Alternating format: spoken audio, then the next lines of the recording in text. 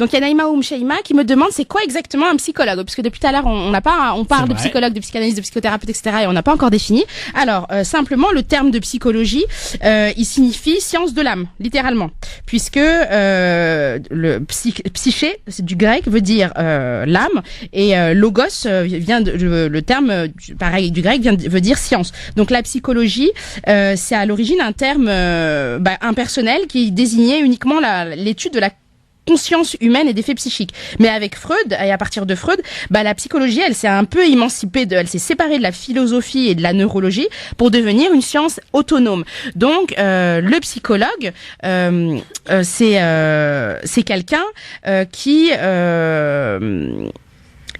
est centré sur la compréhension du comportement humain. Voilà. Celui qui reçoit, donc il y a différents types de psychologues. Il y a des psychologues, comme je l'ai dit tout à l'heure, social, cognitif, du travail. Le psychologue qui reçoit en consultation, c'est un psychologue clinicien. C'est quelqu'un qui a fait 5 ans d'études en psychologie clinique à l'université. Donc c'est quelqu'un qui est titulaire d'un master 2, donc d'un bac plus 5. Donc il est titulaire d'un diplôme de 3e cycle.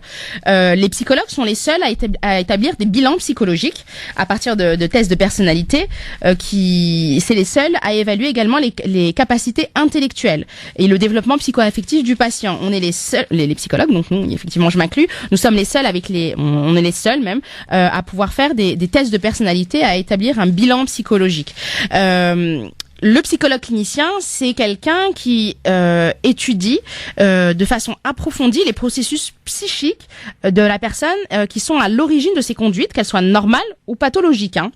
Voilà, donc le psychologue, il est le seul qualifié pour mettre en place des changements importants au niveau de la structure de la personnalité de la personne. Donc si vous avez besoin de faire un bilan psychologique, si vous voulez passer des tests de personnalité ou passer un quotient intellectuel, vous devez vous orienter vers un psychologue et pas vers un thérapeute ou un psychiatre ou un psychanalyste.